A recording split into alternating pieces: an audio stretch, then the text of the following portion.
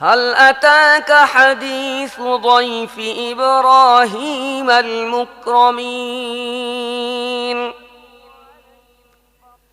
إذ دخلوا عليه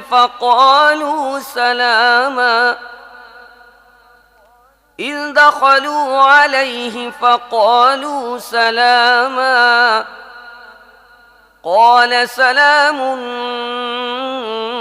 قوم منكرون فراغ إلى أهله فجاء بعجل سمين فقربه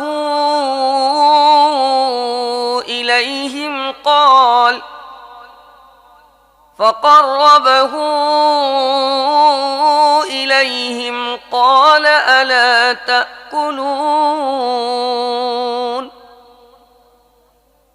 فأوجس منهم خيفة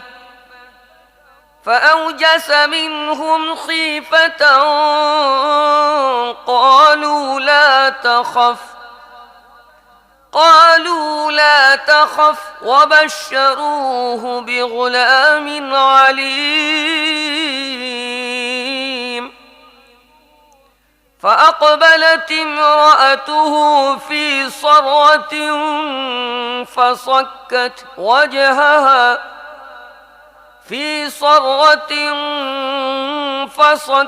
وجهها وقالت عجوز عقيم قالوا كذلك قال ربك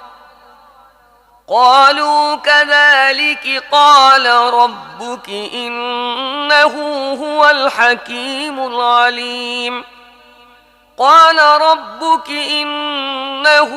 هو الحكيم العليم صدق الله العظيم হে নবী, ইব্রাহিমের সম্মানিত মেহমানদের কাহিনী কি তোমার কাছে পৌঁছেছে? তারা যখন তার কাছে আসলো বলল, আপনার প্রতি সালাম। সে বলল, আপনাদেরকেও সালাম, কিছু সংখ্যক অপরিচিত লোক। পরে সে নীরবে তার পরিবারের লোকদের কাছে গেল এবং একটা মোটা তাজা বাছুর এনে মেহমানদের সামনে পেশ করল। সে বলল, আপনারা খান না কেন? তারপর সে মনে মনে তাদের ভয় পেয়ে গেল। তারা বলল, ভয় পাবেন না। তাছাড়া তারা তাকে এক জ্ঞানবান পুত্র সন্তান জন্মের সুসংবাদ দিল। এ কথা শুনে তার স্ত্রী চিৎকার করতে করতে অগ্রসর হল।